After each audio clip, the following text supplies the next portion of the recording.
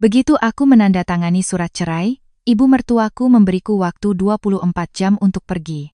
Aku membuka lemari untuk mengambil dokumen-dokumenku, lalu menelepon sebuah mobil mewah untuk menjemput. Ibu mertua mencibir, pandainya cuma pamer. Aku menjawab dengan tenang, besok ibu akan tahu. Saat pena selesai menari di atas surat cerai, ibu mertuaku, Ibu Ratna, langsung menyambar berkas itu, meliriknya sekilas, lalu membantingnya ke meja. Ia melipat tangan di dada, sudut bibirnya terangkat penuh kemenangan. Suaranya pelan namun begitu dingin hingga suhu ruangan seakan turun beberapa derajat.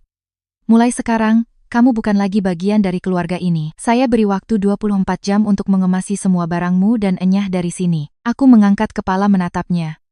3 tahun menjadi menantunya, aku sudah terlalu terbiasa dengan tatapan itu. Tatapan seseorang yang selalu merasa paling benar, yang selalu menganggap orang lain harus tunduk padanya. Suamiku, Baskara, duduk di sofa, kedua tangannya bertaut. Ia tidak menatapku sama sekali. Pria yang pernah menggenggam tanganku dan berjanji akan melindungiku seumur hidup, hari ini hanya menunduk menatap lantai, seolah yang sedang diceraikan bukanlah istrinya. Adik iparku, Dewi, tertawa terbahak-bahak. Sudah kubilang, kan? Cepat atau lambat, Mbak pasti akan diusir juga. Jadi menantu, tapi lagaknya seperti nyonya besar. Tawanya segera disambut oleh tawa bibi, paman dari pihak suami, dan beberapa kerabat lain yang sengaja diundang oleh Ibu Ratna untuk menyaksikan perceraian yang ia sulap menjadi sebuah pertunjukan penghinaan publik. Seseorang berdecak, kukira sehebat apa, akhirnya hanya bisa angkat koper dengan tangan kosong. Yang lain tersenyum sinis. 3 tahun menumpang hidup di rumah orang, sekarang diusir ya pantas saja. Aku tetap berdiri diam, tidak membantah, tidak menangis, juga tidak membela diri. 3 tahun lalu, mendengar kata-kata ini, mungkin aku sudah menangis di tengah ruang keluarga. Tapi hari ini berbeda, air mata sudah terlalu banyak terkuras hingga tak ada lagi yang tersisa. Ibu Ratna memandangku dari atas ke bawah, lalu mendengus. Berdiri di situ buat apa? Cepat naik ke kamarmu dan kemasi barang-barangmu. Rumah ini tidak menampung orang asing. Aku mengangguk pelan. Baik, aku berbalik dan melangkah menaiki tangga. Di belakangku suara tawa masih terus terdengar. Seseorang bahkan dengan sengaja mengeraskan suaranya, lihat saja apa yang bisa dia bawa. Pakaiannya pun mungkin harus ditinggal. Suara Ibu Ratna menimpali dengan penuh kemenangan. Dia punya apa memangnya? Semua yang ada di rumah ini milik anakku. Aku menaiki setiap anak tangga dengan perlahan, setiap langkah membangkitkan sebuah kenangan. 3 tahun lalu, di tangga yang sama ini, aku mengenakan gaun pengantin berwarna putih, melangkah menuju kamar pengantin dengan begitu banyak harapan. Aku pernah berpikir, jika aku hidup dengan baik, aku akan diperlakukan dengan baik. Aku pernah berpikir, jika aku mencintai dengan tulus, aku akan menerima cinta sebagai balasannya. Aku salah. Membuka pintu kamar tidur. Aku memandang sekeliling. Kamar itu masih sama seperti hari pertama. Ranjang pengantin, lemari pakaian, meja rias, semuanya masih utuh. Hanya pernikahan kami yang telah mati. Aku membuka laci lemari di sebelah kiri. Di dalamnya bukan pakaian, melainkan sebuah kotak hitam yang diletakkan di sudut terdalam. Aku mengambil kotak itu. Di dalamnya ada setumpuk dokumen tebal yang dibungkus rapi dengan kantong kedap air. Aku memeriksa setiap lembarannya. Sertifikat, perjanjian, notulen, salinan yang telah dilegalisir notaris, semuanya masih utuh. Aku tersenyum tipis. Setidaknya, belum ada yang menyentuh tempat ini. Tepat pada saat itu, pintu kamar terbuka. Ibu Ratna masuk. Cari-cari koper ya? Tanyanya sambil bertolak pinggang. Tidak, saya hanya mengambil dokumen. Jawabku sambil menutup kotak itu. Ia mencibir. Dokumen apa? Saya lihat. Dokumen milik saya, jawabku. Ia mengangkat bahu. Dibawa pun percuma. Kamu pikir kertas-kertas bekas itu bisa membantumu? Aku tidak menjawab. Kuambil ponsel dan menekan serangkaian nomor yang sudah lama tersimpan. Ujung telepon di seberang sana menjawab nyaris seketika. Aku hanya berkata singkat, saya sudah selesai. 30 menit lagi kami sampai, jawab suara di sana. Baik, sahutku pelan, lalu menutup telepon. Ibu Ratna yang berdiri di sampingku tertawa keras. Ya ampun, masih sempat panggil orang untuk menjemput? Panggil ojek atau taksi? Atau panggil teman untuk menangis bersama? Ia terus berbicara sambil tertawa. Tawanya menggema hingga ke ruang keluarga. Tak lama kemudian, seluruh keluarga naik ke lantai atas. Adik iparku, Dewi, bersandar di pintu. Mbak telepon siapa? Pacar baru? Atau orang tua mau datang menyelamatkan? Suamiku, Baskara, akhirnya mengangkat kepala menatapku. Tatapannya begitu tenang hingga terasa dingin. Kalau kamu butuh uang untuk sewa kos, aku bisa memberimu beberapa juta. Bagaimanapun kita pernah menjadi suami istri. Aku menatapnya. 3 tahun lalu, Jika ia mengatakan kalimat seperti itu, aku akan berpikir ia masih peduli padaku. Hari ini, aku hanya merasa asing. Aku menggeleng. Tidak perlu, ia tersenyum sinis. Jangan gengsi. Di luar sana baru kamu akan tahu betapa sulitnya mencari uang. Aku tidak pernah butuh uangmu, kataku dengan tenang. Kalimat itu membuat Dewi tertawa. Tidak butuh uang? Lalu 3 tahun ini siapa yang membiayaimu? Ibu Ratna langsung menyambung. Kalau bukan karena anakku, sekarang kamu paling hanya pegawai rendahan dengan gaji selevel UMR. Seluruh ruangan kembali dipenuhi tawa. Aku menatap setiap wajah di sana. Tidak ada satupun yang tahu. Selama 3 tahun terakhir, uang listrik, uang air, biaya renovasi rumah, biaya rumah sakit Ibu Ratna, utang perusahaan Baskara, biaya kuliah Dewi, sebagian besar berasal dari rekeningku. Hanya saja, aku tidak pernah menceritakannya. Aku selalu ingin menjaga sedikit harga diri untuk suamiku. Tapi hari ini, hal itu tidak lagi penting. Aku mengangkat kotak berisi dokumen, menutup dan mengunci lemari, lalu menarik koper kecil ke tengah ruangan. Di dalamnya hanya ada beberapa setel pakaian dan barang-barang pribadi. 3 tahun menjadi menantu, pada akhirnya, hanya ini yang kubawa pergi. Ibu Ratna melipat tangan. Nah, begitu baru benar. Pergi dengan tangan kosong memang harusnya ringkas. Aku menarik koperku melewatinya.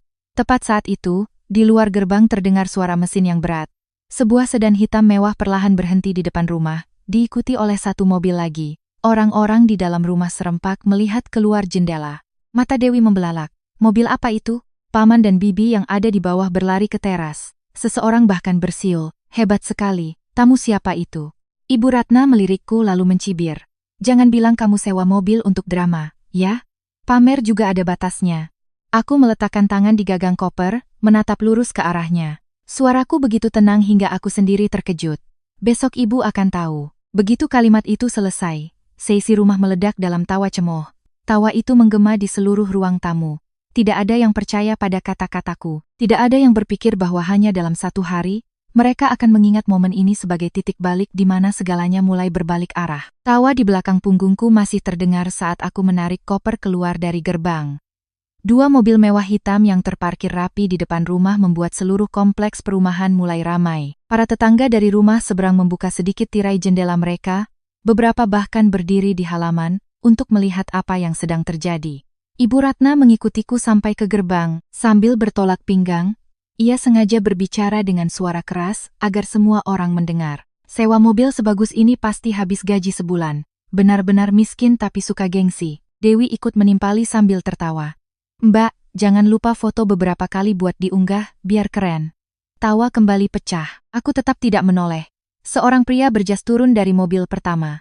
Ia membungkuk dengan sangat sopan. Permisi, Bu Anindita. Semuanya sudah siap. Aku hanya mengangguk pelan. Terima kasih sudah merepotkan. Pria itu mengambil alih koper dari tanganku lalu membukakan pintu mobil. Tindakannya membuat beberapa tetangga saling berpandangan bingung. Ibu Ratna masih tersenyum sinis. Menyewa aktor pun profesional sekali. Aku masuk ke dalam mobil, dan pintu pun tertutup. Melalui jendela, aku memandang rumah itu untuk terakhir kalinya. 3 tahun lalu, aku pernah mengira tempat itu akan menjadi rumahku. 3 tahun kemudian, tempat itu hanya menjadi penyimpan kenangan yang mendinginkan hati. Mobil mulai berjalan. Aku menyandarkan kepala ke kursi, memejamkan mata sejenak. Pria yang duduk di depan menoleh. Ibu baik-baik saja?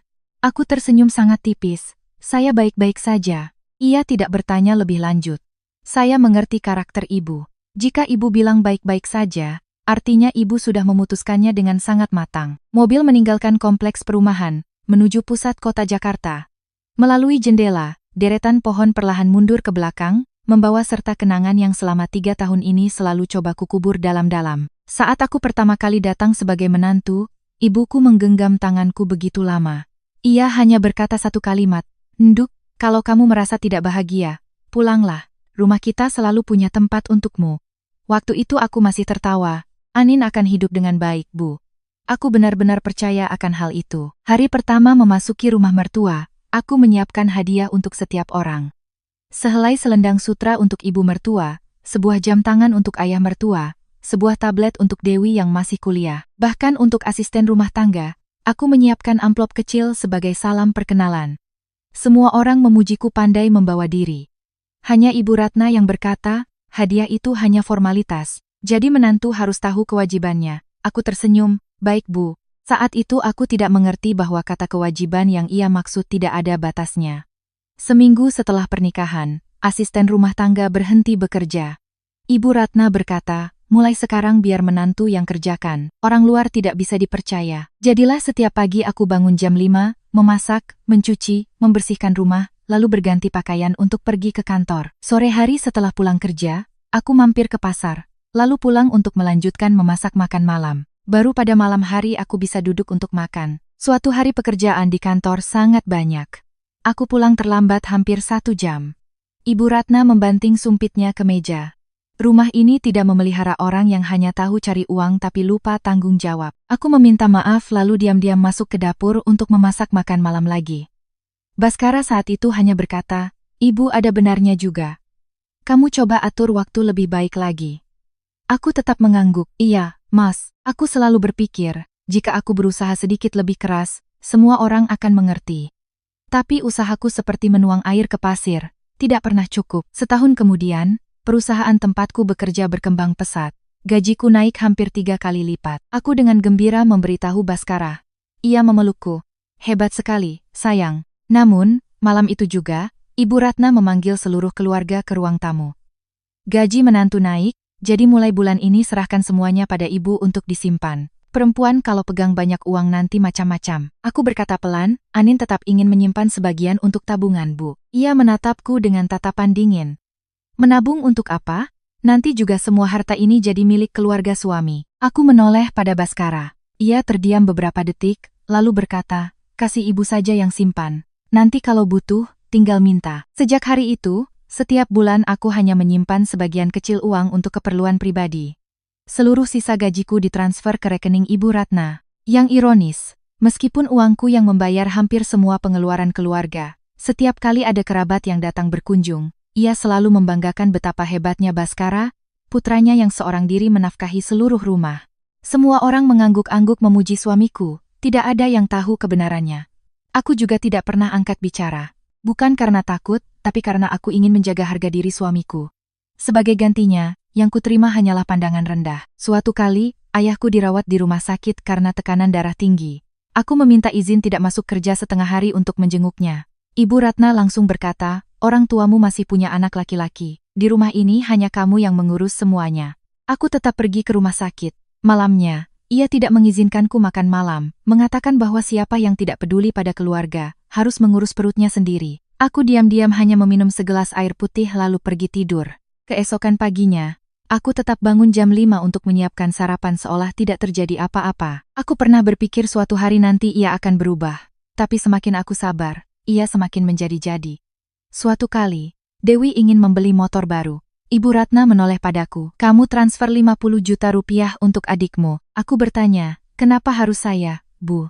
Ia langsung menjawab, "Kamu itu kakaknya. Membantu adik itu hal yang wajar." Hari itu aku mentransfer uang bukan karena aku tidak bisa menolak, tapi karena Baskara duduk di sampingku. Ia hanya berkata pelan, "Sayang, bantu dia kali ini saja ya." Setiap kali selalu kali ini saja. 3 tahun, entah sudah berapa banyak kali ini.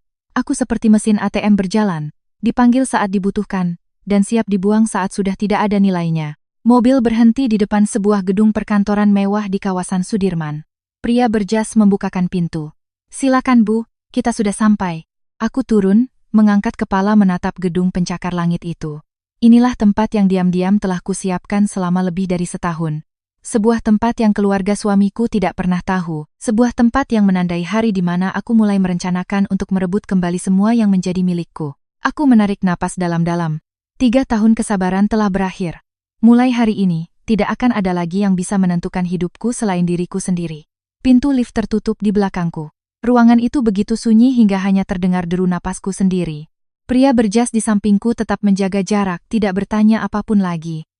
Ia mengerti aku lebih butuh ketenangan daripada kata-kata penghiburan. Saat memasuki ruang kerja di lantai 23, aku meletakkan kotak berisi dokumen di atas meja. Seorang wanita berusia sekitar 50-an berdiri dan tersenyum. "Kamu sudah bekerja keras, Anindita." Aku sedikit menunduk. "Tante Laras." Beliau adalah rekan ayahku selama lebih dari 20 tahun di bidang hukum.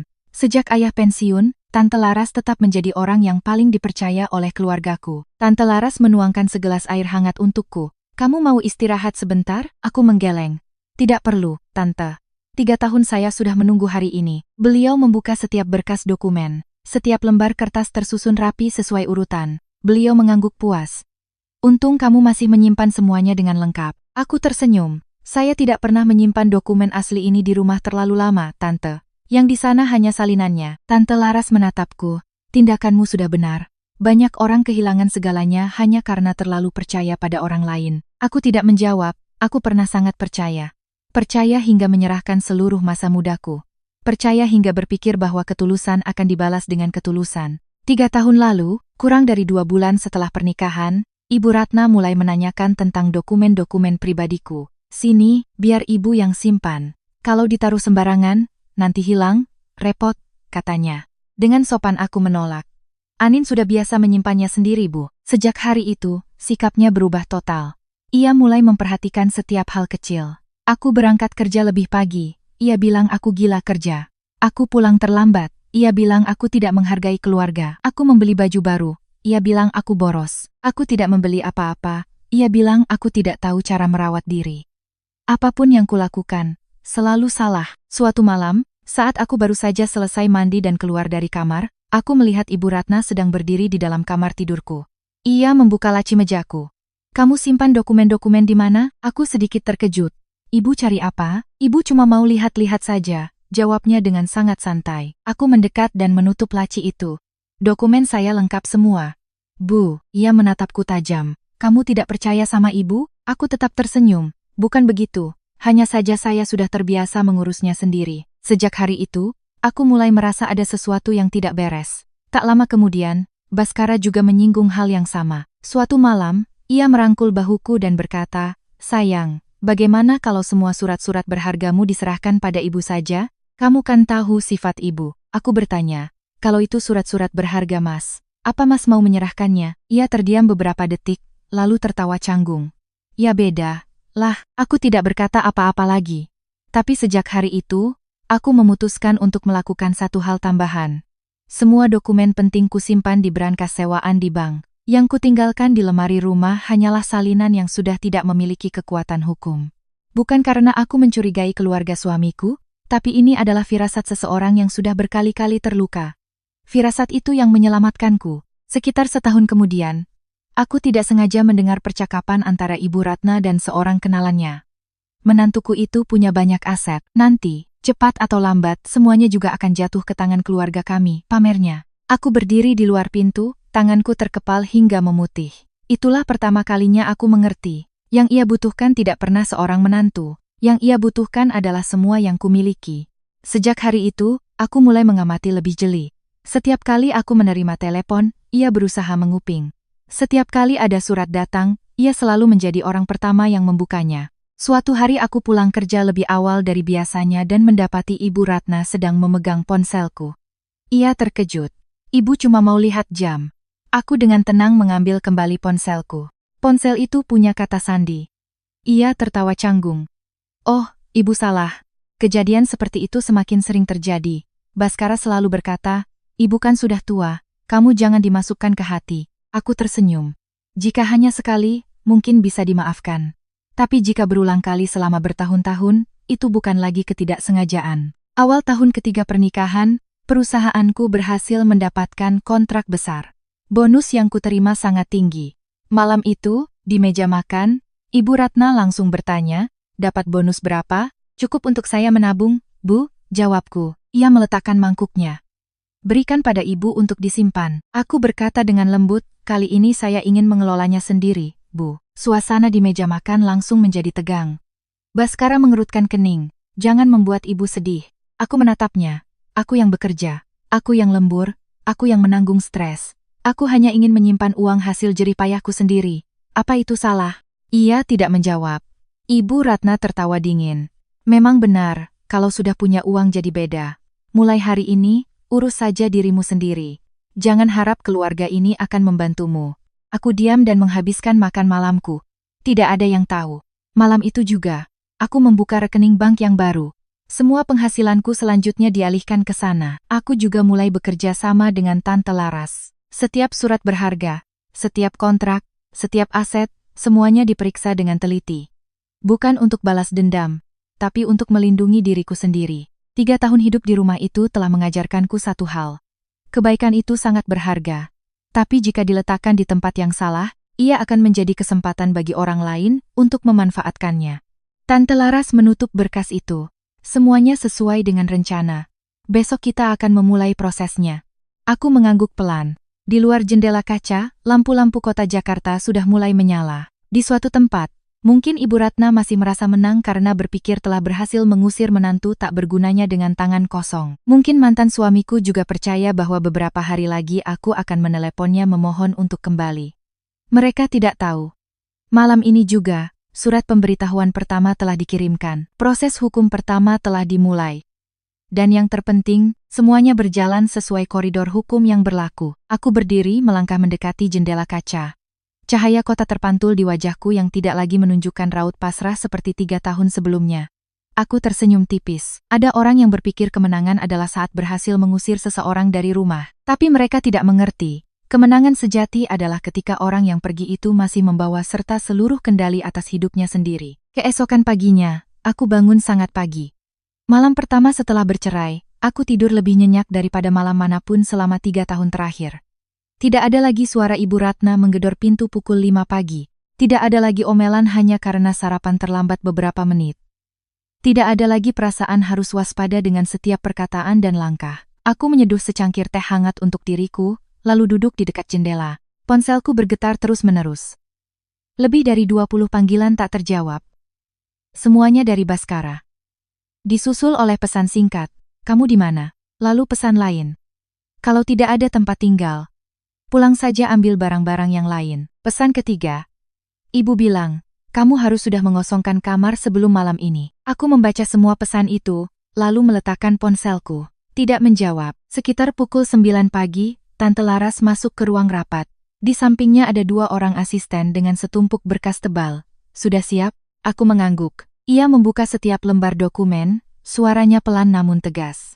"Sesuai rencana, pagi ini kita akan mengirimkan pemberitahuan pertama." Aku menatap tumpukan berkas di hadapanku. 3 tahun ini, setiap kali aku menelan kepahitan, aku selalu berkata pada diri sendiri untuk tenang. Bukan karena aku lemah, tapi karena aku tahu jika hanya bertengkar, paling-paling aku hanya akan menang adu mulut. Tapi jika aku bersiap dengan matang, aku akan bisa melindungi seluruh hidupku. Seorang asisten menyodorkan pulpen padaku. "Silakan Ibu periksa untuk terakhir kalinya." Aku membaca setiap baris dengan sangat teliti, tidak melewatkan satu kata pun, lalu dengan tenang membubuhkan tanda tangan. Begitu pulpen terangkat dari kertas, Tante Laras menutup map itu. "Kita bisa mulai." Seketika, semua orang mulai sibuk bekerja. Ada yang menelepon, ada yang mengirimkan berkas, ada yang mengonfirmasi jadwal pertemuan. Ruangan yang tadinya sunyi mendadak menjadi sibuk. Aku tidak ikut serta, aku hanya duduk diam mengamati. 3 tahun lalu, aku memasuki pernikahan ini dengan tangan penuh harapan. Hari ini, aku melangkah keluar dengan ketenangan yang ditempa oleh luka-luka itu sendiri. Tepat saat itu, ponselku berdering lagi. Kali ini nomor Ibu Ratna. Aku menatap layar selama beberapa detik, lalu menekan tombol jawab. Dari seberang sana, terdengar suaranya yang ketus. "Kamu masih belum selesai mengemasi barang-barangmu?" "Barang-barang saya sudah saya bawa semua, Bu," jawabku tenang. Ia tertawa sinis. "Lalu bagaimana dengan lemari dan meja rias itu?" Aku bertanya pelan. "Apakah itu milik saya?" "Tentu saja bukan," jawabnya cepat. "Keluarga ini yang beli, jadi itu milik kami." Aku tersenyum. "Kalau begitu, saya tidak akan mengambilnya." Ia mengira aku akan menyesal, sehingga suaranya semakin penuh kemenangan. "Tahu diri itu bagus. Jangan sampai tetangga bilang kamu serakah." Aku hanya berkata dengan lembut, "Saya tidak pernah berpikir untuk mengambil apa yang bukan milik saya. Tapi saya juga tidak akan membiarkan siapapun mengambil apa yang menjadi hak saya." Telepon di seberang sana hening sejenak, lalu ia mendengus dingin dan menutup telepon. Tante Laras menatapku. "Kamu benar-benar tenang." Aku tersenyum sangat tipis. "Saya sudah marah selama 3 tahun, Tante. Sekarang giliran mereka." Menjelang siang, seorang asisten masuk dengan cepat. Berkas pertama sudah diterima. Semua prosedur dinyatakan sah. Tante Laras mengangguk. "Bagus, lanjutkan sesuai rencana." Tepat saat itu, ponselku menerima sebuah video. Dikirim oleh tetangga lamaku. Ia hanya mengirim satu kalimat, "Lihat ini." Aku membuka video itu. Gambarnya adalah ruang tamu di rumah mantan suamiku. Ibu Ratna sedang duduk di tengah ruangan, minum teh sambil tertawa-tawa dengan beberapa kerabat. Ia berkata dengan suara keras, "Sudah kubilang, kan? Dia tidak punya nyali. Menyewa 2 mobil itu hanya untuk menjaga gengsi. Sekarang pasti sedang menangis di kamar kos mana." Seseorang bertanya, "Lalu barang-barangnya bagaimana?" "Tidak ada yang berharga," jawabnya cepat. 3 tahun tinggal gratis di rumahku, anggap saja itu bayarannya. Semua orang tertawa lagi. Seseorang bahkan menambahkan, "Menantu zaman sekarang pintar-pintar. Untung ibu cepat mengusirnya. Kalau tidak, nanti dia minta bagian harta, bisa repot." Ibu Ratna menyesap tehnya lagi. "Dia, dapat bagian apa? Saya pastikan dia pergi dengan tangan kosong." Setelah menonton video itu, aku hanya diam-diam mematikan layar. Tidak marah, tidak juga sedih. Tante Laras bertanya, "Perlu disimpan?" Aku mengangguk. "Perlu, Tante. Itu juga bisa jadi bukti." Sore harinya, aku menerima telepon dari Baskara. Kali ini suaranya lebih lembut. "Kamu di mana?" "Tidak penting," jawabku. Ia menghela napas. "Ibuku memang temperamennya tinggi. Jangan dimasukkan ke hati." Aku tertawa pelan. "Sudah 3 tahun, Mas. Aku masukkan ke hati atau tidak, apa masih ada artinya?" Ia terdiam sejenak, lalu berkata, "Bagaimana kalau kita bertemu dan bicara?" Aku menjawab dengan tenang. "Kita sudah selesai bicara di pengadilan. Tidak ada lagi yang perlu dibicarakan. Setidaknya izinkan aku memberimu sedikit uang," desaknya. Aku memandang keluar jendela. Langit di luar sana masih sangat cerah. "Aku tidak pernah butuh uangmu." Setelah mengatakan itu, aku mengakhiri panggilan. Tidak sampai 10 menit kemudian, seorang asisten masuk dengan wajah gembira. "Semua pemberitahuan sudah berhasil terkirim. Sesuai prosedur, besok pagi pihak sana akan mulai menerimanya satu persatu." Aku mengangguk pelan. Itu adalah waktu yang sama seperti yang kukatakan pada Ibu Ratna. "Besok ibu akan tahu." Aku berdiri dan mengambil cangkir teh yang sudah dingin. 3 tahun penderitaan ditukar dengan 1 hari yang damai. Waktu itu terasa sangat panjang, tapi cukup untuk membuatku mengerti bahwa diam tidak selamanya berarti menyerah. Terkadang, itu hanyalah jeda sebelum kebenaran angkat bicara. Di rumah tua itu, mereka mungkin masih tertawa dan berbincang, masih percaya bahwa mereka baru saja berhasil mengusir seorang menantu dengan tangan kosong. Tidak ada satupun yang tahu, tepat pukul 8 besok pagi, saat pemberitahuan pertama tiba, senyum di wajah mereka hari ini akan perlahan sirna. Dan kalimat yang pernah mereka jadikan bahan cemoohan akan menjadi sesuatu yang tidak akan pernah bisa dilupakan oleh seluruh keluarga itu. Tepat pukul 8 pagi keesokan harinya, saat aku baru saja meletakkan cangkir kopi di atas meja, ponsel Tante Laras bergetar. Ia melirik layarnya, lalu tersenyum sangat tipis. "Sudah dimulai." Aku tidak bertanya. Aku tahu apa yang sedang terjadi. Selama 3 tahun terakhir, tidak ada hari yang kunantikan kedatangannya secepat hari ini. Bukan untuk balas dendam, tapi untuk mengakhiri segalanya. Kurang dari 5 menit kemudian, ponselku berdering. "Itu Baskara." Aku menjawabnya. Suara di seberang sana tidak lagi bernada dingin seperti kemarin. "Apa yang sedang kamu lakukan, Anin?" "Aku sedang minum kopi," jawabku tenang. "Aku tidak bertanya soal itu." Suaranya meninggi. "Pagi ini ada orang datang ke rumah membawa surat. Mereka bilang harus berurusan dengan pengacara." "Ini ulahmu, kan?" Aku meletakkan cangkir kopiku. "Benar." Telepon di seberang sana langsung hening. Cukup lama, baru ia bersuara lagi, "Kamu serius?" Aku tertawa sinis. "Saat menandatangani surat cerai, bukankah kamu juga sangat serius?" Ia terdengar panik. "Ibuku sangat marah." "Aku tahu," jawabku. "Kamu pulang ke sini sekarang. Kita bicarakan baik-baik," desaknya. 3 tahun, Mas. Setiap kali aku ingin bicara baik-baik, tidak ada yang mau mendengarkan. Hari ini berbeda. Mulai sekarang, semuanya akan dibicarakan melalui pengacara. Aku mengakhiri panggilan. Kurang dari 10 menit kemudian, sebuah video lain masuk. Kali ini dari tetangga seberang rumah.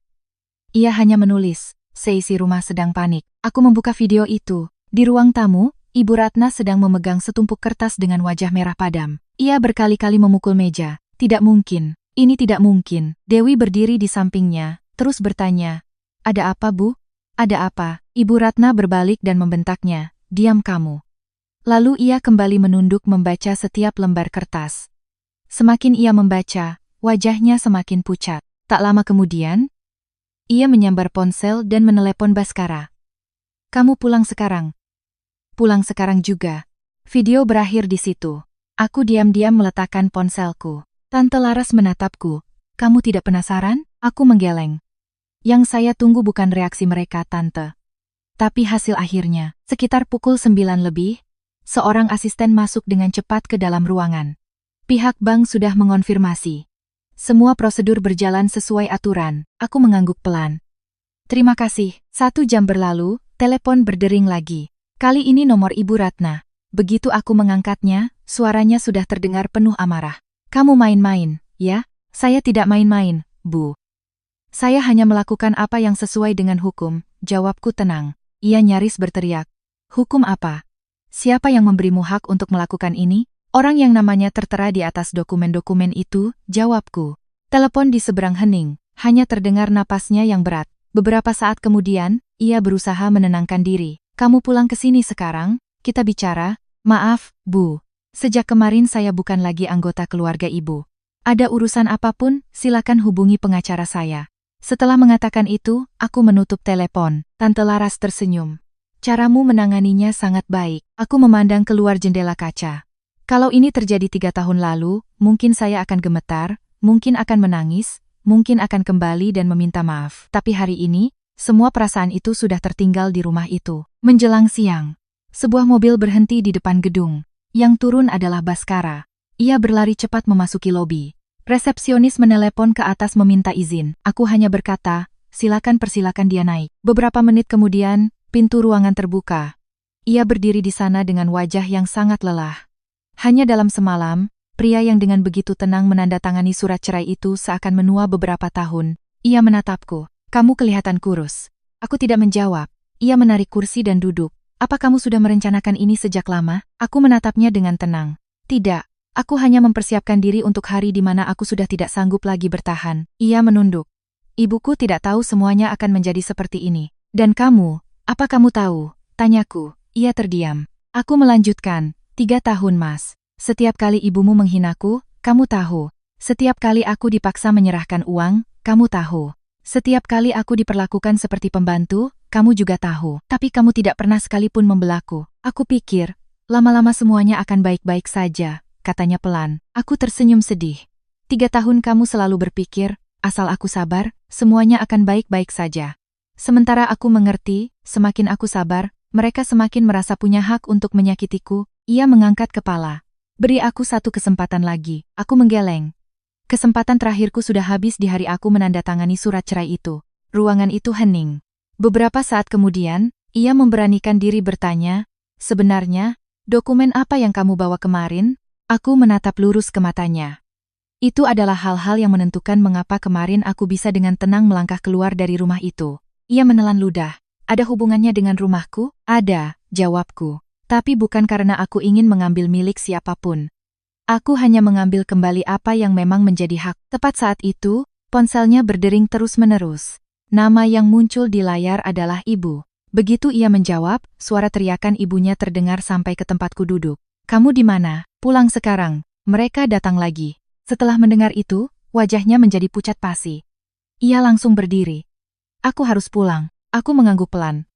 Silakan. Saat sampai di pintu, ia berbalik menatapku untuk terakhir kalinya.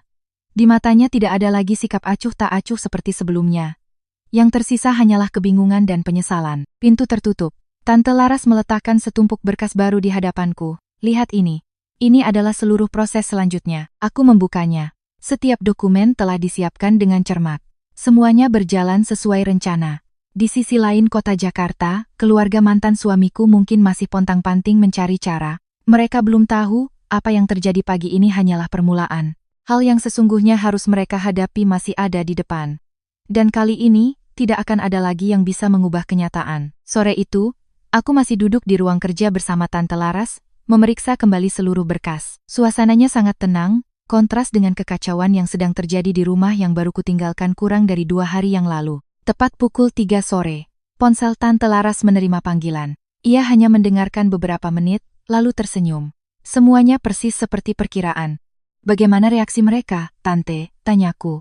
Tante Laras meletakkan ponselnya. Coba tebak. Aku tersenyum tipis. Ibu mertuaku pasti sedang sangat marah. Bukan hanya marah, Tante Laras mengangguk. Beliau meminta untuk bertemu langsung, tapi pihak sana menolak. Semuanya harus berjalan sesuai prosedur. Aku terdiam. Itulah yang paling kuinginkan.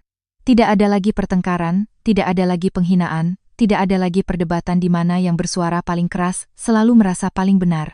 Mulai sekarang, semuanya diselesaikan dengan dokumen dan hukum. Sekitar setengah jam kemudian, ponselku kembali bergetar. Nomor ayah mertuaku. Selama 3 tahun menjadi menantu, beliau sangat jarang meneleponku. Beliau orang yang pendiam dan terkesan baik, tapi karena sikap diamnya itulah, ia tidak pernah sekalipun membelaku. Aku menjawab telepon. Suaranya terdengar pelan. Nak, apa bisa bertemu dengan Bapak sebentar? Jika ini menyangkut masalah hukum, silakan Bapak bicarakan dengan pengacara saya, jawabku. Ia menghela napas panjang. Bapak hanya ingin bicara sebagai ayah dan anak. Aku terdiam sejenak, lalu berkata dengan lembut, 3 tahun, Pak. Setiap kali saya butuh seseorang untuk membela saya, Bapak selalu memilih diam. Hari ini, izinkan saya juga untuk tetap diam. Telepon di seberang sana hening lama sekali. Akhirnya, ia hanya menjawab pelan, Bapak mengerti. Panggilan berakhir. Aku meletakkan ponselku tanpa perasaan puas sedikit pun. Ada kekecewaan yang sudah tidak lagi terasa sakit, hanya menyisakan penyesalan. Menyesal untuk sebuah keluarga yang pernah punya kesempatan untuk memperlakukanku dengan baik. Tepat pukul 4 sore, seorang asisten masuk dengan cepat. Pihak seberang baru saja mengirimkan permintaan negosiasi. Aku mengangkat kepala. Apa isinya? Ia meletakkan beberapa lembar kertas di meja. Mereka berharap agar semua proses hukum dihentikan sementara waktu agar bisa diselesaikan secara kekeluargaan. Aku membaca setiap halaman, lalu menutup berkas itu. Tolak, asisten itu sedikit terkejut. Ibu yakin? Aku mengangguk. Jika di hari aku menandatangani surat cerai mereka mau duduk dan bicara baik-baik, tidak akan ada hari ini. Sekarang semuanya sudah berjalan sesuai prosedur, tidak ada alasan untuk berhenti. Ia mengangguk dan melangkah keluar. Tante Laras menatapku dengan sorot mata puas. Kamu sudah jauh lebih dewasa dari yang Tante kira. Aku tersenyum tipis. Bukan saya yang dewasa, Tante. Saya hanya belajar bahwa kelembutan hati tidak bisa diletakkan di tempat yang salah. Tepat pada saat itu, ponselku menampilkan sebuah pesan dari tetanggaku. Lihat ini, Nduk. Kali ini bukan video, melainkan beberapa foto. Dalam foto itu, di depan gerbang rumah mantan suamiku, ada beberapa orang berdiri. Sebuah mobil dari lembaga keuangan profesional terparkir di luar. Ibu Ratna berdiri di tengah halaman, terus menunjuk-nunjuk dan berbicara dengan suara keras. Wajahnya tidak lagi menunjukkan ekspresi kemenangan seperti kemarin, melainkan kepanikan yang tergambar jelas di matanya. Aku menatap foto-foto itu cukup lama. 3 tahun lalu, di halaman yang sama, aku pernah berdiri di bawah hujan selama hampir 1 jam hanya karena lupa membawa kunci. Ibu Ratna ada di rumah, tapi ia sengaja tidak membukakan pintu. Katanya, menjadi menantu harus ingat tanggung jawabnya. Lupa kunci juga sebuah kesalahan. Aku berdiri di luar gerbang, pakaianku basah kuyup. Sampai Baskara pulang, ia hanya tertawa. Lain kali hati-hati, ya. Tidak ada yang bertanya apakah aku kedinginan. Tidak ada yang bertanya sudah berapa lama aku berdiri di sana. Kenangan yang kukira sudah terkubur, tiba-tiba muncul kembali dengan sangat jelas. Aku memejamkan mata sejenak. Jika hari itu ada 1 orang saja yang membukakan pintu untukku, mungkin pernikahan ini tidak akan berakhir seperti hari ini. Malamnya, aku menerima telepon dari ibu. Suaranya tetap lembut seperti biasa. Nuk, sudah makan? Aku tersenyum. Sudah, Bu. Ibu dengar banyak cerita dari tetangga, kata ibu ragu-ragu. Kamu tidak apa-apa? Aku memandang keluar jendela, langit sudah mulai gelap. Anin baik-baik saja, Bu. Sangat baik. Di seberang sana hening sejenak, lalu ibu berkata, 3 tahun lalu ibu pernah bilang, kalau kamu lelah, pulanglah. Hari ini, kalimat ibu masih sama. Air mataku tanpa sadar jatuh. Selama 2 hari ini, meski dicemooh, dihina, dan dikhianati, aku tidak menangis. Tapi hanya 1 kalimat dari ibu membuat pertahananku runtuh. Anin tahu, Bu, jawabku pelan. Terima kasih. Setelah panggilan itu, aku duduk lama sekali di depan jendela. Di luar, lampu kota Jakarta masih benderang. Di sudut lain kota ini, mungkin Ibu Ratna masih pontang-panting mencari cara untuk mempertahankan apa yang ia anggap miliknya. Mungkin ia masih berpikir, dengan bersuara lebih keras sekali lagi, segalanya akan berubah. Tapi kali ini, tidak akan ada lagi yang mengalah. 3 tahun lalu, aku memilih sabar untuk mempertahankan sebuah pernikahan. 3 tahun kemudian, aku memilih tegar untuk mempertahankan harga diriku. 2 pilihan yang sangat berbeda. Ponsel di meja kembali menyala. Sebuah pesan dari Tante Laras. Besok adalah pertemuan yang paling penting. Istirahatlah lebih awal. Aku tersenyum dan membalas. Baik, Tante. Aku meletakkan ponsel. Menutup hari yang panjang. Di dalam hatiku tidak ada lagi beban seperti sebelumnya. Karena aku tahu, Roda kebenaran telah berputar. Sekali ia mulai bergerak, tidak akan ada yang bisa menariknya kembali. Keesokan paginya, aku tiba di kantor lebih awal dari biasanya. Jakarta baru saja terjaga. Sinar mentari pagi menembus jendela kaca, menciptakan berkas-berkas cahaya panjang di lantai. Aku menyeduh secangkir kopi, menyalakan komputer, dan dengan tenang memeriksa dokumen-dokumen terakhir. Tepat pukul 8, Tante Laras masuk dengan senyum tipis. Tadi malam mereka pasti tidak bisa tidur. 3 tahun ini, saya yang tidak bisa tidur, Tante, sahutku pelan. Sekarang giliran mereka menghadapi perbuatan mereka sendiri. Belum sempat Tante Laras menjawab, ponselku berdering lagi. Kali ini, nomor adik iparku, suami Dewi. Aku menatap layar beberapa detik sebelum menjawab. Suara di seberang sana terdengar panik. Mbak Anin, tolong Mbak. Tolong selamatkan ibu. Ada apa? Tanyaku tenang. Suaranya bergetar. Pagi ini ada orang datang lagi. Mereka bilang banyak utang pinjaman yang harus segera diselesaikan. Ibu bilang, pasti Mbak yang ada di balik semua ini. Aku menghela napas pelan. Apa pinjaman itu saya yang tanda tangan? Ia terdiam. Atau ibumu yang melakukannya sendiri? Tanyaku lagi. Beberapa detik kemudian, terdengar jawaban yang sangat pelan. Ibu yang melakukannya. Kalau begitu, yang harus menyelesaikannya bukan saya.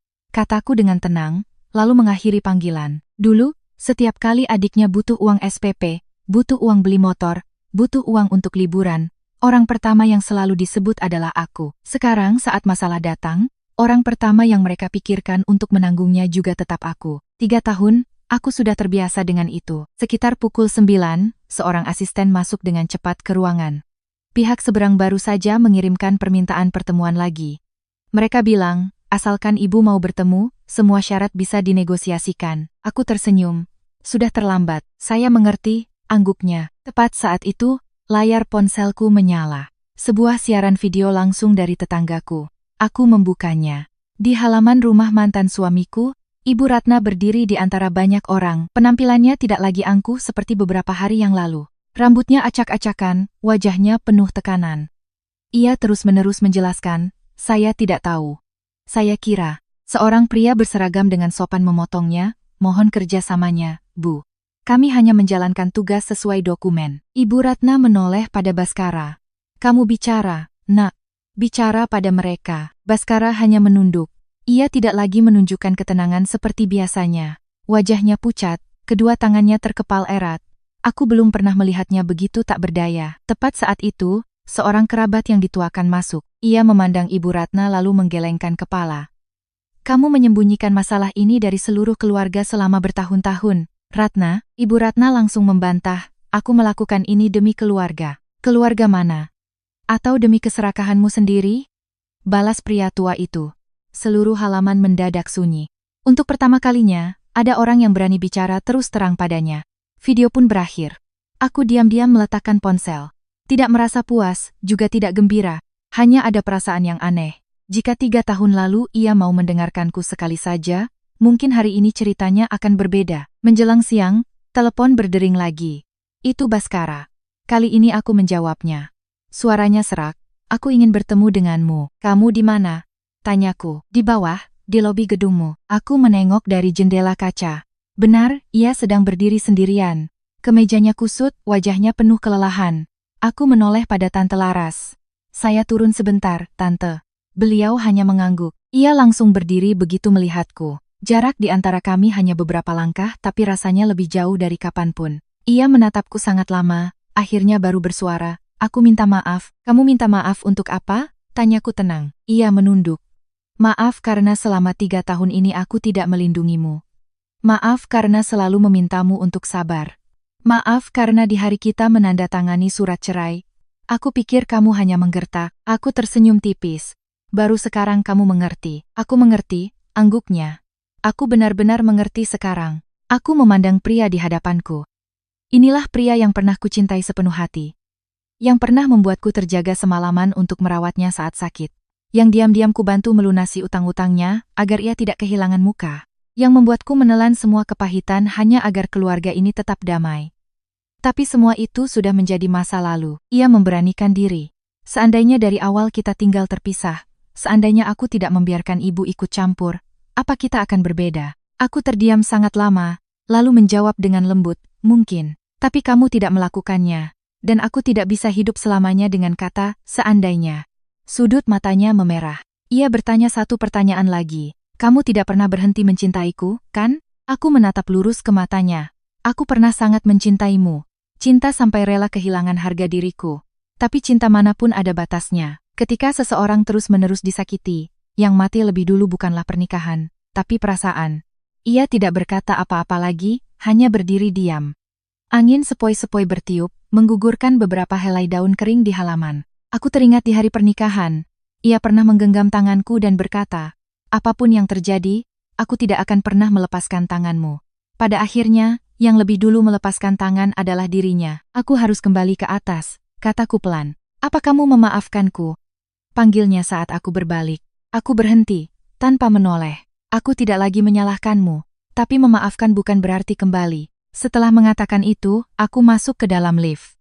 Pintu perlahan tertutup. Pemandangan terakhir yang kulihat adalah sosok pria yang masih berdiri termangu di tengah lobi, kedua bahunya terkulai seolah baru saja kehilangan hal paling berharga dalam hidupnya. Kembali di ruang kerja, Tante Laras meletakkan setumpuk dokumen baru di hadapanku. Semua berjalan sesuai rencana. Hanya tinggal satu langkah terakhir. Aku menutup berkas itu dengan hati yang sangat tenang. 3 tahun lalu, aku masuk ke dalam keluarga itu dengan harapan untuk dicintai. 3 tahun kemudian, aku keluar dengan pelajaran yang tidak akan pernah kulupakan. Ada orang yang baru bisa menghargai sesuatu ketika mereka telah kehilangannya selamanya. Dan ada pintu yang sekali tertutup, tidak akan pernah terbuka untuk kedua kalinya. Keesokan paginya, saat aku baru tiba di kantor, Tante Laras sudah menunggu di depan ruang rapat. Di atas meja ada sebuah map baru. Ia menatapku lalu berkata perlahan, mereka sudah mengubah sikap. Aku menarik kursi dan duduk. Saya sudah menduganya. Tante Laras membuka map itu. Pagi-pagi sekali, ibu mertuamu, bersama mantan suami dan ayah mertuamu, secara proaktif meminta untuk bertemu langsung. Mereka bilang ingin menyelesaikan semuanya secara damai. Aku menatap barisan kata di hadapanku. 2 kata secara damai membuatku tersenyum tanpa sadar. 3 tahun, setiap kali aku ingin bicara, ingin menjelaskan, ingin didengarkan, tidak ada satupun orang di rumah itu yang mau duduk bersama. Sekarang, saat semuanya sudah terlanjur, baru mereka bicara tentang perdamaian. Saya akan bertemu mereka, kataku pelan. Tapi bukan untuk bernegosiasi. Ini untuk mengakhiri segalanya. 1 jam kemudian, ruang rapat sudah siap. Aku melangkah masuk. Di seberang meja, Ibu Ratna sudah duduk di sana. Baru beberapa hari, tapi ia tampak jauh lebih tua. Wajahnya tidak lagi tajam, sorot matanya tidak lagi angkuh seperti sebelumnya. Di sampingnya ada Baskara, ayah mertua, dan adik iparku. Tidak ada yang saling bicara. Suasana begitu berat hingga hanya detak jam di dinding yang terdengar jelas. Aku menarik kursi dan duduk. Tante Laras duduk di sampingku. Semua dokumen diletakkan rapi di hadapan kami. Ibu Ratna yang pertama kali angkat bicara. Suaranya jauh lebih pelan dari biasanya. Kita bisa bicara? Saya mendengarkan. Bu, jawabku tenang. Ia menarik napas dalam-dalam. Semua yang terjadi beberapa hari ini, anggap saja ibu ada salah. Bisakah kamu melupakannya? Aku menatapnya. 3 tahun menjadi menantu. Ini pertama kalinya ia mengakui dirinya ada salah. Tapi sayangnya, semuanya sudah terlambat. Aku bertanya dengan lembut, ibu ingin saya melupakan yang mana? Saat ibu membiarkan saya berdiri berjam-jam di luar gerbang? Saat ibu memaksa saya menyerahkan seluruh gaji saya? Saat ibu menghina orang tua saya? Atau saat ibu menyodorkan surat cerai dan memberi saya waktu 24 jam untuk enyah dari rumah? Setiap kalimat yang kuucapkan membuat wajahnya semakin pucat. Ruangan itu kembali hening. Baskara angkat bicara dengan pelan. Aku minta maaf. Aku menatapnya. Kamu sudah minta maaf, dan aku sudah mendengarnya. Tapi permintaan maaf tidak bisa menghapus apa yang sudah terjadi. Adik iparku tiba-tiba berdiri. Mbak, aku tahu dulu aku sering keterlaluan. Aku minta maaf. Aku memandangnya. Jika permintaan maaf itu datang setahun yang lalu, mungkin Mbak akan sangat senang. Tapi hari ini, yang Mbak butuhkan bukan lagi permintaan maaf. Ia menunduk dan tidak berkata apa-apa lagi. Ayah mertua berbicara dengan perlahan. Bapak tahu Bapak juga bersalah. Seharusnya Bapak bicara lebih awal. Aku menatap pria yang rambutnya sudah memutih itu. Saya tidak pernah menyalahkan Bapak karena Bapak tidak punya apa-apa. Saya juga tidak pernah menyalahkan Bapak karena tidak bisa membantu saya. Yang paling membuat saya sedih adalah, Bapak melihat semuanya. Tapi Bapak memilih untuk diam. Beliau memejamkan mata perlahan. Ya, itu kesalahan terbesar Bapak. Suasana di ruangan itu kembali hening. Tiba-tiba, Ibu Ratna berdiri. Ia berjalan ke arahku, suaranya bergetar. Anin, Ibu mohon. Beri keluarga ini satu kesempatan lagi. Kamu mau syarat apapun, ibu akan penuhi. Aku tetap duduk diam. 3 tahun lalu, aku pernah berharap ia mengatakan kalimat seperti ini padaku. Tapi ia tidak pernah mengatakannya. Hari ini, saat segalanya tidak bisa kembali, baru ia menundukkan kepala. Yang saya butuhkan bukan uang, Bu. Bukan juga harta. Tapi rasa hormat, kataku pelan. Sayangnya, selama 3 tahun, saya tidak pernah mendapatkannya. Ia menyeka air mata. Ibu tahu ibu salah. Aku menatapnya lama, lalu menjawab perlahan. Saya percaya ibu tulus menyesal. Tapi penyesalan itu datang setelah semuanya terjadi. Seandainya di hari kita menandatangani surat cerai, ibu tidak menertawakan saya. Seandainya hari itu, ibu tidak bilang saya hanya pamer, mungkin hari ini percakapan kita akan berbeda. Ia menunduk, kedua bahunya bergetar. Ini juga pertama kalinya aku melihat wanita itu menangis. Bukan karena kehilangan muka, tapi karena ia sudah mengerti. Ada kesalahan yang tidak punya kesempatan untuk diperbaiki. Tante Laras akhirnya membuka map di hadapannya. Suaranya tenang. Semua proses hukum yang berjalan sudah sesuai dengan peraturan. Jika pihak seberang tidak memiliki keberatan hukum, maka semuanya akan tetap dilanjutkan sesuai rencana. Ibu Ratna menoleh pada Tante Laras. Tidak ada cara lain? Tante Laras menjawab dengan lembut, sudah ada banyak sekali kesempatan sebelumnya, tapi keluarga ibu menolaknya. Sekarang, semuanya harus diselesaikan menurut hukum. Ruangan itu kembali sunyi. Beberapa saat kemudian, aku berdiri. Pertemuan hari ini sebaiknya kita akhiri di sini. Anin, panggil Baskara cepat. Aku berhenti, tanpa menoleh. Aku hanya ingin bertanya satu hal terakhir, katanya sangat pelan. Nanti, kalau kita bertemu lagi, apa kamu masih menganggapku sebagai orang yang kamu kenal? Aku tersenyum tipis. Setiap orang harus menanggung akibat dari pilihannya sendiri. Aku juga begitu. Kamu juga begitu. Jika bertemu lagi, aku akan tetap menyapamu, tapi hanya sebatas menyapa seseorang yang pernah singgah dalam hidupku. Setelah mengatakan itu, aku melangkah keluar dari ruang rapat. Pintu tertutup di belakangku. Sinar matahari dari koridor menerpa wajahku. Untuk pertama kalinya setelah bertahun-tahun, aku merasa langkah kakiku begitu ringan. Tidak ada lagi beban. Tidak ada lagi ikatan. Tidak ada lagi kata-kata celaan yang membuat hati harus meringkuk menahan sakit. Ada perpisahan yang berakhir dengan air mata. Ada perpisahan yang berakhir dengan dendam. Pernikahanku, pada akhirnya, ditutup dengan kedamaian.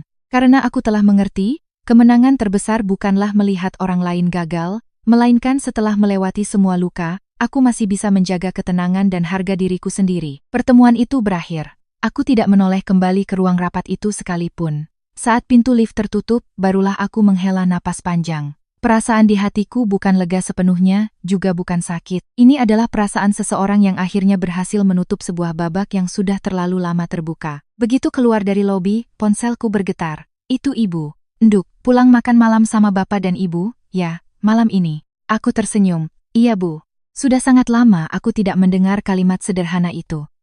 3 tahun terakhir, hampir setiap akhir pekan aku habiskan di rumah mertua. Jika aku meminta izin pulang ke rumah orang tuaku, Ibu Ratna akan langsung menunjukkan sikap tidak suka. Suatu kali ia bahkan berkata, anak perempuan kalau sudah menikah, rumah suaminya itu rumahnya. Pulang ke rumah orang tua terus, tidak pantas. Sejak itu, aku hanya berani mengunjungi ayah dan ibu selama beberapa jam, lalu terburu-buru kembali. Setiap kali melihat ibu berdiri di depan gerbang menatap mobilku menjauh, hatiku selalu terasa nyeri karena rasa bersalah. Malam itu, saat mobil berhenti di depan rumah yang kukenal, ibu sudah menunggu di halaman.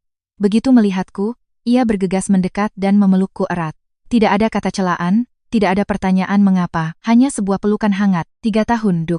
Kamu kurus sekali. Aku tidak bisa menahan air mata. Ini adalah kedua kalinya aku menangis sejak bercerai. Tapi berbeda dari sebelumnya. Kali ini aku menangis karena tahu aku telah kembali ke tempat yang benar, tempat yang selalu menungguku. Bapak keluar dari dalam rumah. Ia menatapku lalu tersenyum teduh. Sudah pulang itu baik. Ayo, kita makan. Makan malam hari itu hanya diisi beberapa lauk sederhana. Ikan goreng, sayur bening, dan sambal terasi. Tapi itu adalah makan malam terenak yang pernah kusantap selama bertahun-tahun. Tidak ada yang menyuruhku mengambilkan lauk untuk orang lain. Tidak ada yang mengomentari caraku duduk. Tidak ada yang menyalahkanku karena bicara sedikit atau banyak. Yang ada hanya tawa ayah dan ibu, serta kedamaian yang sudah lama kuhilangkan. Saat sedang makan, bel pintu tiba-tiba berbunyi. Bapak berdiri untuk membuka pintu. Di luar gerbang, berdiri Baskara. Ia mematung dengan sebuah bingkisan buah di tangannya. Melihatku, ia sedikit terkejut. Mungkin ia tidak menyangka aku akan pulang ke rumah orang tuaku. Bapak menoleh padaku.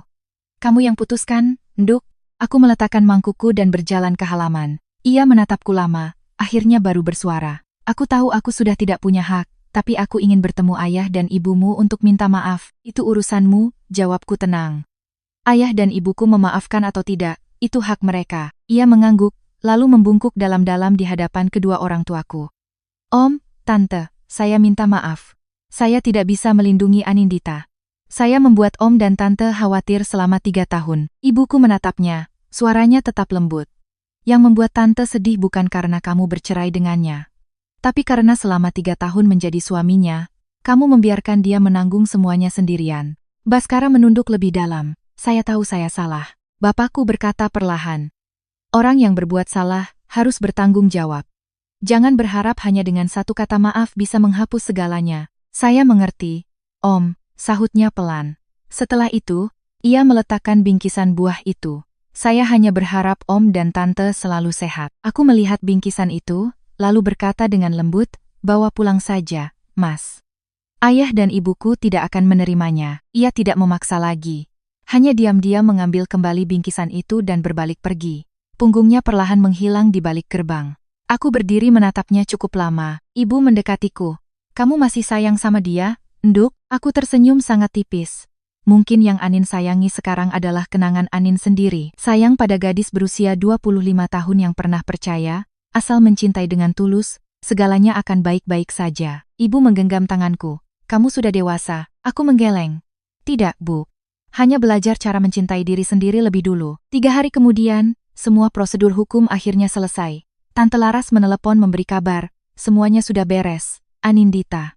Aku melihat kalender di atas meja. Tanggalnya masih sama, tapi hidupku sudah sama sekali berbeda. Tepat saat itu, ponselku menerima sebuah pesan. Dari tetangga lamaku. Ia hanya mengirim sebuah foto. Dalam foto itu, Ibu Ratna sedang duduk termenung di teras rumah. Ia tidak lagi terlihat garang seperti dulu. Rambutnya memutih lebih banyak. Tatapannya kosong menatap kejauhan. Di bawah foto itu ada sebaris kalimat.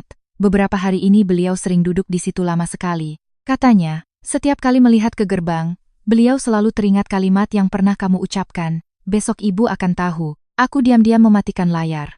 Tidak gembira, juga tidak merasa puas. Manusia yang harus membayar harga atas pilihannya sendiri, sudah cukup menderita.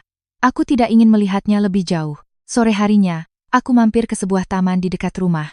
Duduk di bangku di bawah pohon rindang. Anak-anak berlarian sambil tertawa. Pasangan-pasangan muda menuntun anak mereka berjalan-jalan. Hidup terus berjalan, tidak berhenti karena luka siapapun.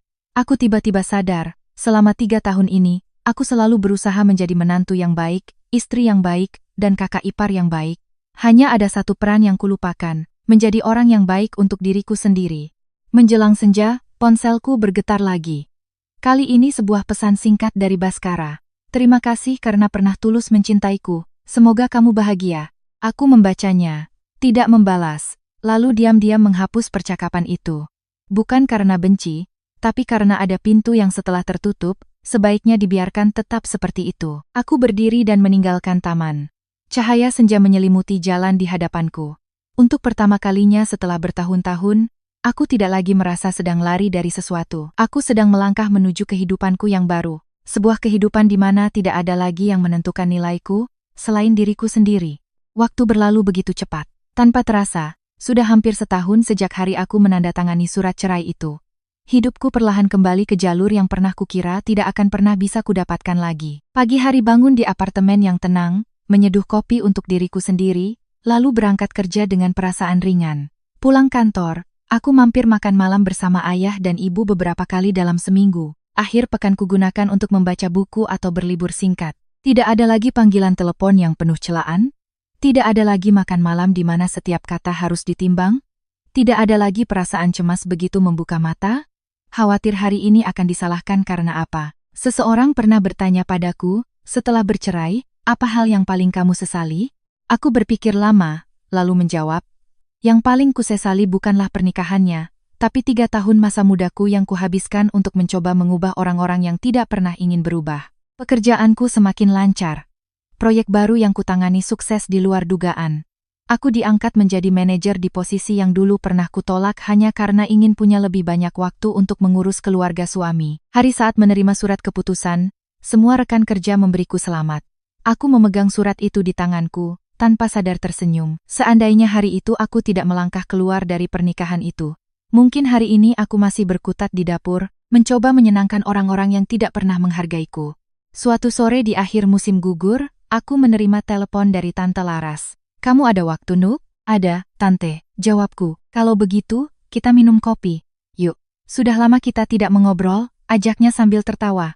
Aku setuju. Kafe itu terletak di lantai atas sebuah gedung, memandang ke arah keramaian lalu lintas Jakarta. Setelah beberapa obrolan tentang pekerjaan, Tante Laras tiba-tiba menatapku. "Kamu tahu, beberapa hari yang lalu, Tante bertemu dengan mantan ibu mertuamu." Aku sedikit terkejut. "Bagaimana kabarnya, Tante?" Beliau menggeleng pelan. "Jauh lebih tua. Katanya sejak kejadian itu, kesehatannya menurun drastis. Anaknya juga sudah pindah, tinggal sendiri. Keluarga mereka tidak lagi seperti dulu." Aku terdiam. Tante Laras melanjutkan. "Beliau menitipkan satu kalimat untukmu." Aku menatapnya. Tante Laras berkata perlahan, "Beliau bilang, seandainya bisa kembali ke hari itu, beliau tidak akan pernah tertawa saat kamu berkata, 'Besok ibu akan tahu.'" Aku menunduk menatap cangkir kopi di hadapanku. Permukaan airnya sedikit beriak. Di dalam hatiku juga bergetar sebuah perasaan yang sulit dijelaskan. Bukan kepuasan, juga bukan kasihan, hanya sedikit penyesalan. Menyesal karena manusia seringkali baru bisa menghargai sesuatu saat semuanya sudah tiada. Seminggu kemudian, aku ada urusan yang mengharuskanku melewati jalan di kompleks perumahan lamaku. Itu adalah pertama kalinya aku kembali ke sana sejak hari aku pergi. Jalannya masih sama. Deretan pohonnya masih sama. Hanya perasaan di hatiku yang sudah berbeda. Mobilku berhenti di lampu merah. Melalui jendela, aku melihat seorang wanita tua sedang perlahan menyapu halaman. Itu Ibu Ratna. Ia mengangkat kepala, dan tepat saat itu pandangan kami bertemu. Ia terpaku selama beberapa detik, lalu perlahan berjalan mendekat. Aku menurunkan kaca jendela mobil. Suasana di antara kami begitu sunyi. Ia yang pertama kali bicara. "Kamu, apa kabar?" Aku mengangguk pelan. "Saya baik, Bu. Ibu sendiri?" Ia tersenyum sedih. "Sudah tua. Kesehatan tidak seperti dulu lagi." Kami kembali terdiam. Beberapa saat kemudian, ia memberanikan diri. "Ibu minta maaf. Kali ini, ia tidak lagi menggunakan nada tinggi dan memerintah. Yang ada hanyalah seorang wanita tua yang dengan tulus mengucapkan kata maaf." Aku menatapnya, matanya memerah. Ia melanjutkan dengan perlahan, "Selama setahun ini, setiap hari ibu selalu teringat kata-katamu. Besok ibu akan tahu." "Ya, ibu sudah tahu sekarang. Ibu tahu ibu salah. Salah karena meremehkan orang yang selalu tulus pada keluarga. Salah karena berpikir kekuasaan di rumah lebih penting daripada kasih sayang. Salah karena membiarkan keserakahan membutakan hati nurani." Aku mendengarkannya dalam diam, lalu menjawab dengan lembut, "Saya berterima kasih pada ibu." Ia sedikit terkejut. "Terima kasih?" Aku mengangguk. "Kalau bukan karena 3 tahun itu, mungkin saya tidak akan tahu seberapa kuat diri saya. Kalau bukan karena hari-hari penuh luka itu, mungkin saya tidak akan pernah belajar cara menghargai diri sendiri." Ia menunduk, air mata perlahan jatuh. Aku tidak turun dari mobil, juga tidak mendekat. Jarak ini sudah cukup untuk membiarkan kenangan tetap pada tempatnya. Lampu lalu lintas berubah menjadi hijau. "Saya doakan ibu sehat selalu. Jaga diri baik-baik, ya, Bu," kataku pelan. Ia mengangguk lemah. "Kamu juga." Mobil perlahan melaju. Melalui kaca spion, aku melihatnya masih berdiri di depan gerbang. Sosoknya terlihat jauh lebih kecil dibandingkan citra wanita yang selalu berteriak-teriak padaku dulu. Jalan di hadapanku terbentang luas. Sinar matahari senja mewarnai seluruh jalanan dengan warna keemasan. Aku tersenyum. Hidup ini selalu adil dengan caranya sendiri. Saat kita menabur rasa hormat, kita akan menuai rasa hormat. Saat kita menabur kasih sayang, kita akan menuai kasih sayang.